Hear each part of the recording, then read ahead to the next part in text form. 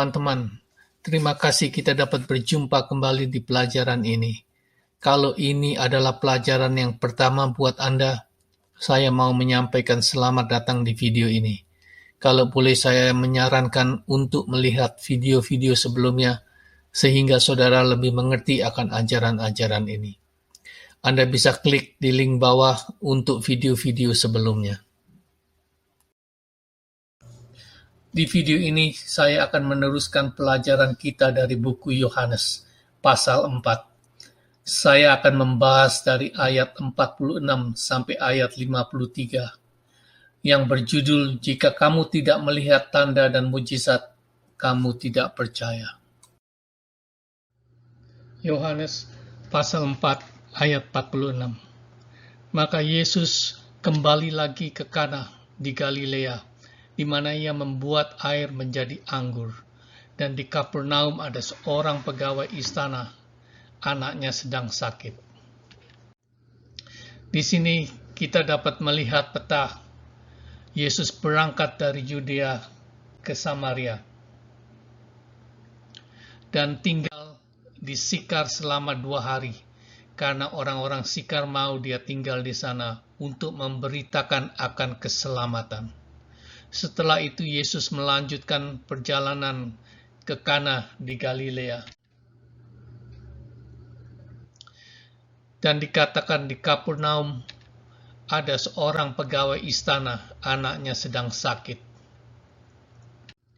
Ketika ia mendengar bahwa Yesus telah datang dari Yudea ke Galilea, pergilah ia kepadanya, lalu meminta supaya ia datang dan menyembuhkan anaknya, sebab anaknya itu hampir mati. Maka kata Yesus kepadanya, "Jika kamu tidak melihat tanda dan mujizat, kamu tidak percaya." Pegawai istana itu berkata kepadanya, "Tuhan, datanglah sebelum anakku mati."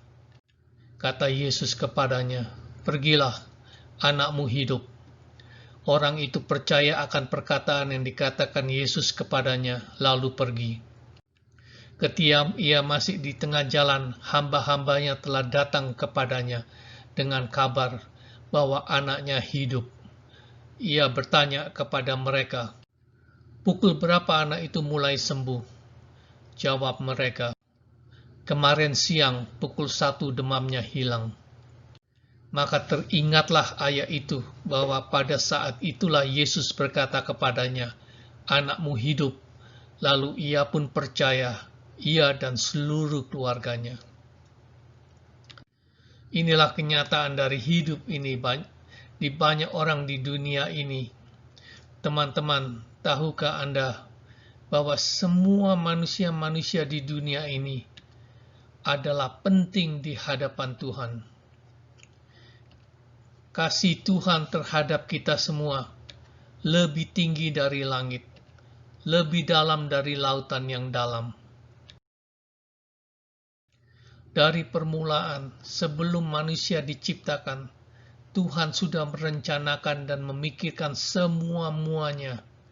Segala sesuatu yang Tuhan rencanakan dan pikirkan adalah demi kepentingan manusia. Bayangkan, apakah yang akan terjadi kalau Tuhan menciptakan manusia dahulu pada hari pertama, dan lain-lainnya pada hari kedua sampai hari ke-6. Teman-teman, manusia tidak akan bertahan 1 hari, karena tidak ada makanan maupun minuman dan hidup di dalam kegelapan dan kedinginan, karena semuanya belum diciptakan oleh Tuhan. Tetapi dari permulaan, Tuhan sudah memikirkan tentang hidup kita. Dia menciptakan semua-muanya dulu, mempersiapkan segala keperluannya, sehingga manusia dapat hidup dengan kepenuhan. Sampai di titik pemikiran kita, Tuhan juga sudah memikirkan semuanya. Tahukah teman-teman, bahwa waktu Tuhan menciptakan Adam, sebagian dari pikiran mereka diblokir oleh Tuhan, bukan untuk menyiksa hidup mereka, tetapi kebalikannya, untuk membuat hidup mereka penuh dengan kedamaian, karena mereka bebas dari rasa khawatir, bebas dari rasa stres, bebas dari rasa takut maupun kesusahan.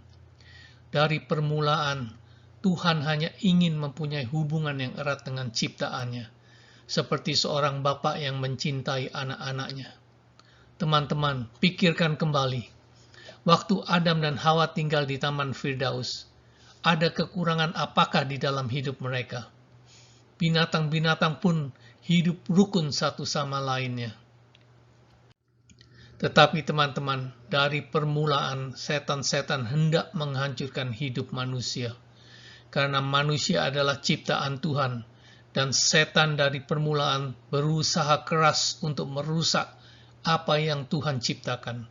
Setan itu sangat licik dan jahat. Di buku Yohanes pasal 8 ayat 44, Yesus berkata, "Iblislah yang menjadi bapakmu dan kamu ingin melakukan keinginan-keinginan bapakmu. Ia adalah pembunuh manusia sejak semula dan tidak hidup dalam kebenaran, sebab di dalam dia tidak ada kebenaran. Apabila ia berkata dusta, ia berkata atas kehendaknya sendiri, sebab ia adalah pendusta dan bapa segala dusta."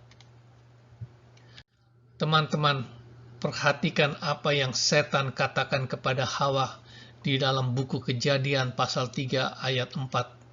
Tetapi ular itu berkata kepada perempuan itu, "Sekali-kali kamu tidak akan mati, tetapi Allah mengetahui bahwa pada waktu kamu memakannya, matamu akan terbuka, dan kamu akan menjadi seperti Allah, tahu tentang yang baik dan yang jahat."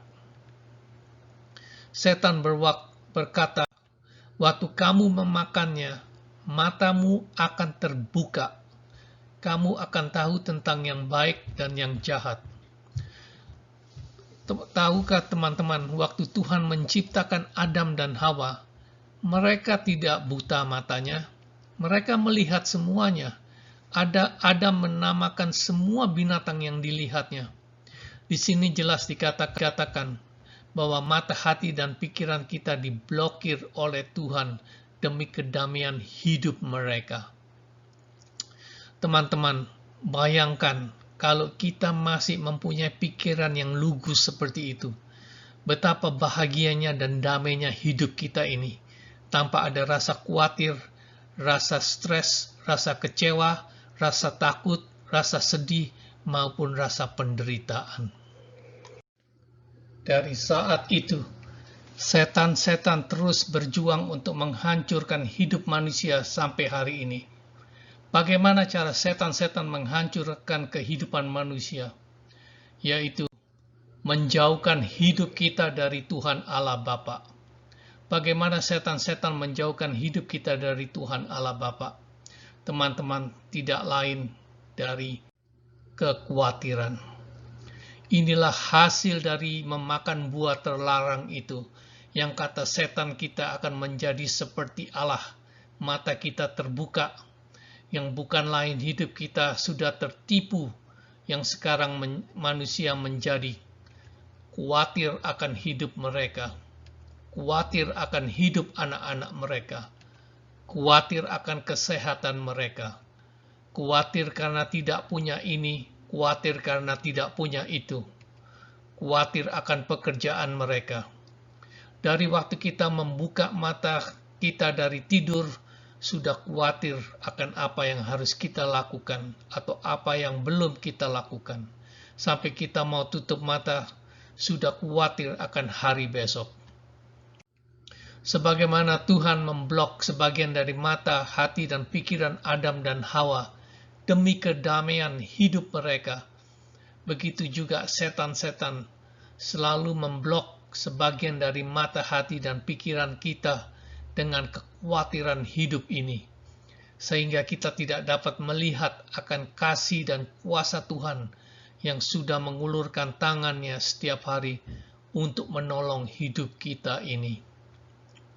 Bagaimanakah setan-setan menjauhkan hidup kita dari Tuhan Allah kita?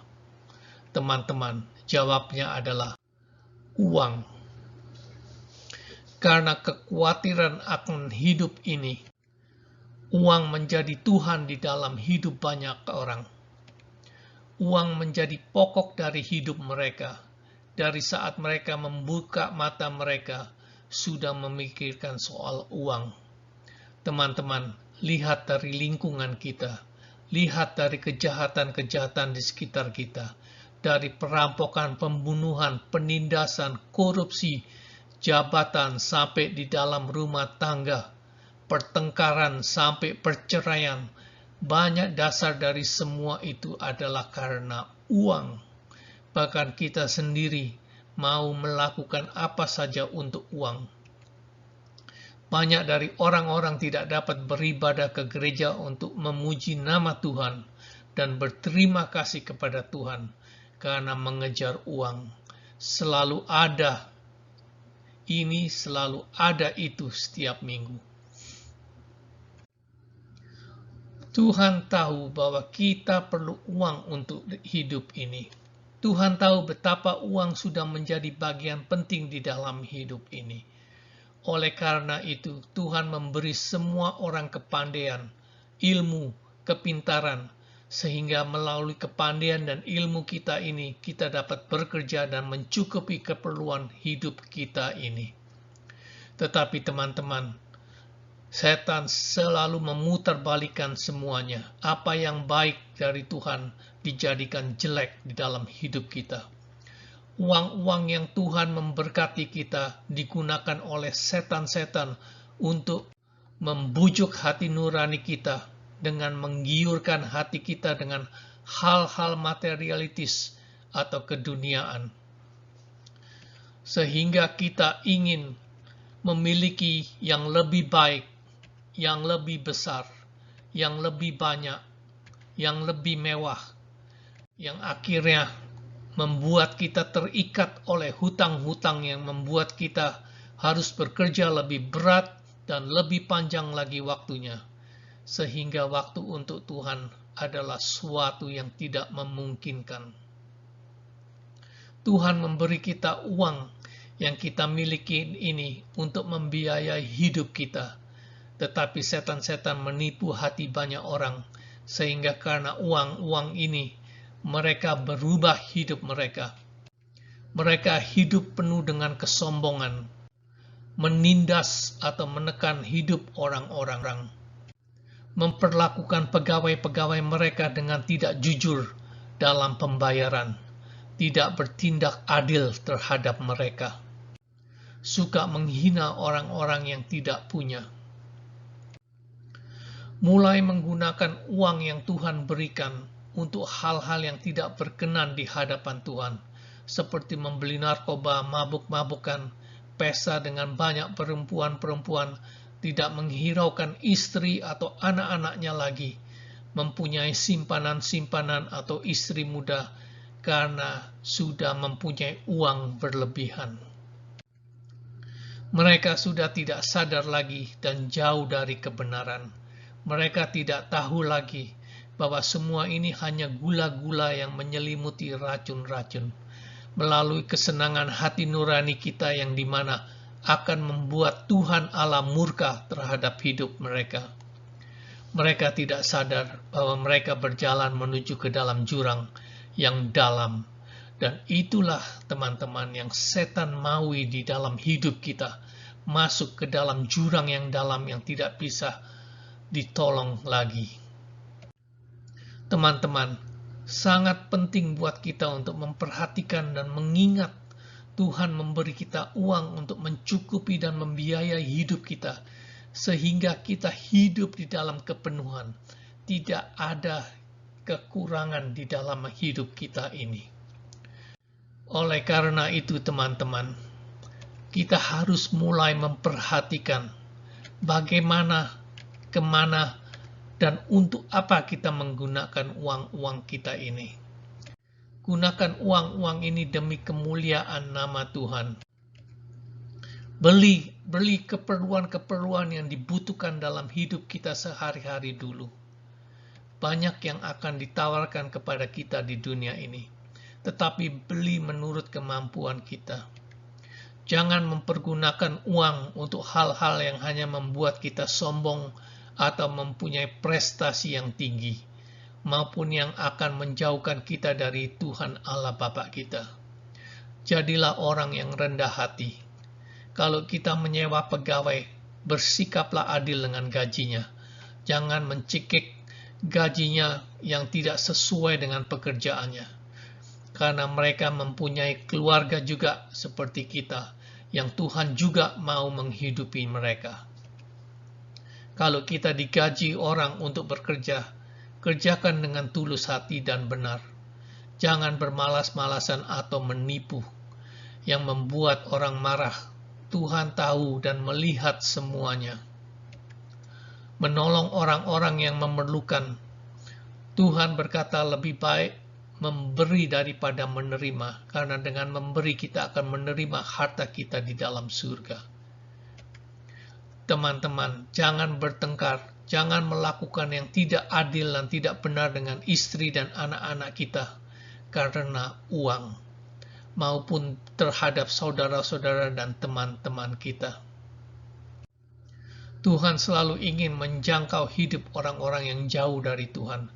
Berkali-kali Tuhan mengirim anak-anaknya atau hamba-hambanya untuk menuntun, membimbing atau menegur hati mereka akan semua hal-hal yang tidak berkenan di hati Tuhan.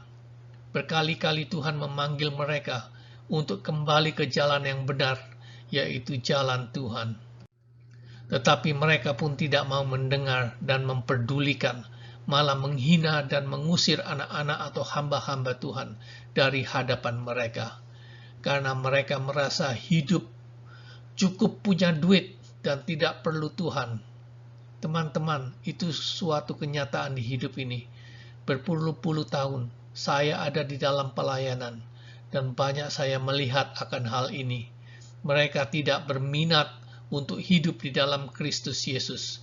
Karena hidup mereka sekarang lagi ngetop katanya. Sampai gula-gula manisnya habis dan tinggal racun-racun yang mesti dimakan. Begitu pula dengan pegawai-pegawai istana ini. Bertahun-tahun dia mempunyai kesempatan atau berkali-kali dia sudah mendengar akan mujizat-mujizat yang Yesus lakukan. Dan dia tahu siapa Yesus Kristus itu. Tetapi karena jabatan yang tinggi sebagai pegawai istana, tidak mempunyai waktu atau dia memerlukan Tuhan di dalam hidupnya. Hidupku lagi ngetop sekarang. Kerja di istana dan punya banyak hamba-hamba dan pegawai-pegawai. Sampai saatnya teman-teman, setan-setan tiba. Saatnya mau menghancurkan hidupnya dengan mulai menyakiti anaknya sampai hampir mati. Karena yang itulah yang setan maui, untuk hidup kita jauh lebih khawatir, jauh lebih stres, sehingga kita lebih jauh lagi dari Tuhan. Tapi dalam hal ini, dia menyadari akan situasinya. Semua yang dia punyai adalah tidak mempunyai arti sama sekali, hanya manis di mulut tapi racun di hidup kita. Dulu tidak pernah ada waktu buat Tuhan. Sekarang baru mau memberi semua waktu yang ada untuk mencari Tuhan. Apapun yang harus dia lakukan, dia akan melakukannya karena dia tahu Yesuslah yang punya kuasa akan hidup kita ini. Maka kata Yesus kepadanya, "Jika kamu tidak melihat tanda dan mujizat, kamu tidak percaya." Jika tidak sesuatu yang buruk terjadi di dalam hidup mereka, tidaklah mereka mau percaya akan Yesus Kristus. Jika hidup mereka tidak masuk ke dalam lubang yang dalam, jika mereka tidak tersiksa oleh penyakit-penyakit yang mematikan, seperti kanker, seperti COVID-19, AIDS, dan lain-lainnya, mereka tidak mau percaya akan Yesus Kristus. Teman-teman, jangan menunggu sampai setan-setan menyiksa hidup kita ini, baru kita mau datang dan mencari Yesus Kristus. Karena sedih sekali, Banyak dari mereka tidak sempat menjamah tangan Tuhan Yesus dan mati tersiksa. Tidak terlambat saat ini berbalik dan tinggalkan semua itu dan datang ke Yesus Kristus untuk menerima hidup kita yang baru.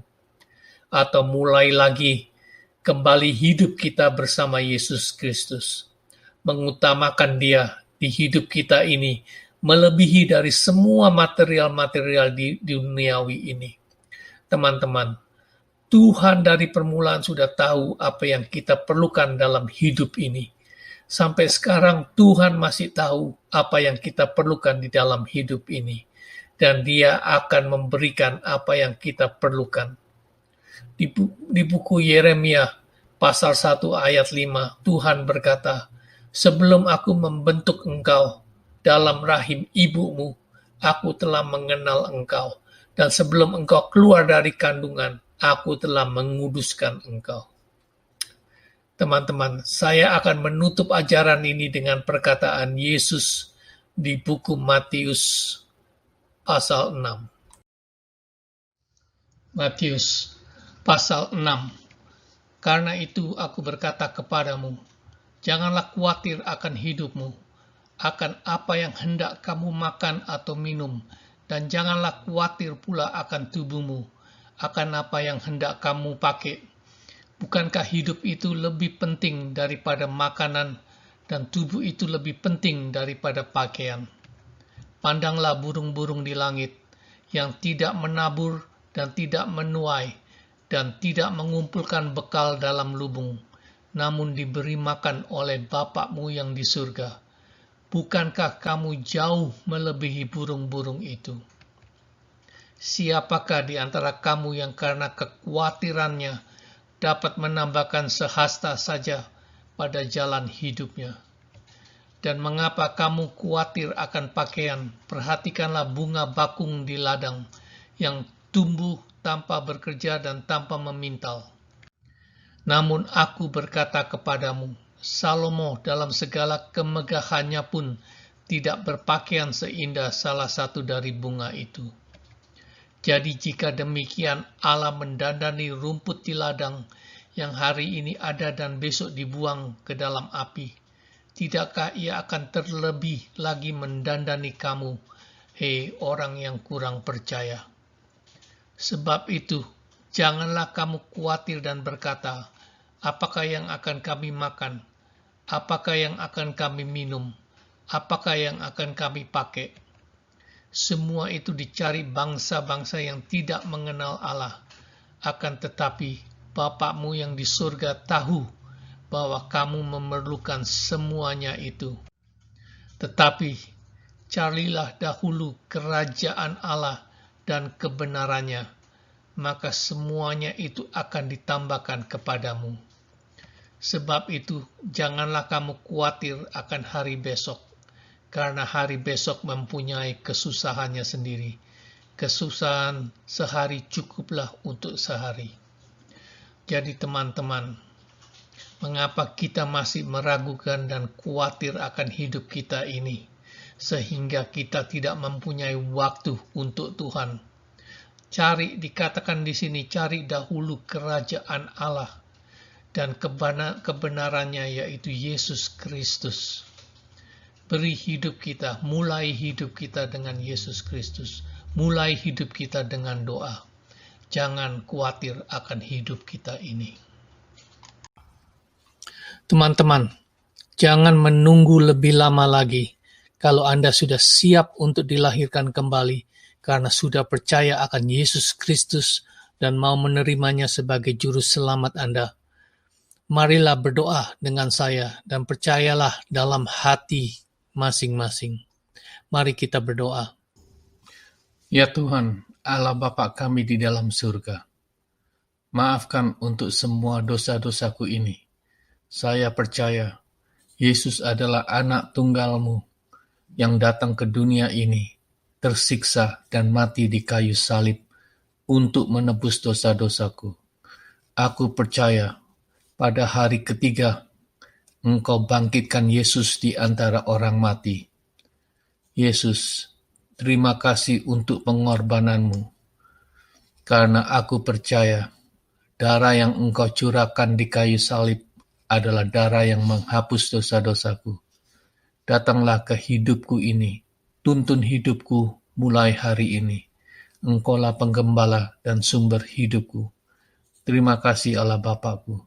Di dalam nama Yesus Kristus, aku berdoa. Amin. Teman-teman, kalau Anda sudah berdoa itu, saya percaya Anda sudah dilahirkan kembali. Sekarang cari gereja yang di mana teman-teman dapat dipermandikan. Bukan percikan air tetapi dicelup ke dalam air yang menggambarkan akan mati bersama Yesus waktu masuk ke dalam air dan hidup kembali bersama Yesus waktu keluar dari air. Juga dipermandikan di dalam nama Allah Bapa dan Putra dan Roh Kudus. Sekali lagi teman-teman, saya tidak mempromosikan akan keagamaan, tetapi hubungan kita dengan Tuhan Allah Bapa kita di surga. Karena Dia mau kita melakukan hal ini untuk menjadi anak-anak-Nya. Saya sangat menyarankan baca kitab suci 1 pasal 1 hari. Kalau boleh saya menyarankan mulai dari buku Yohanes. Baiklah teman-teman, saya akan mengakhiri ajaran ini. Semoga kita dapat berjumpa di video berikutnya. Semoga Tuhan memberkati kita semua. Terima kasih teman-teman telah menonton video ini. Saya Ibrani berharap Anda menikmati sebanyak saya membuatnya. Kalau teman-teman ada pertanyaan lebih lanjut tentang pelajaran ini, tulis di bawah, nanti saya akan menjawabnya.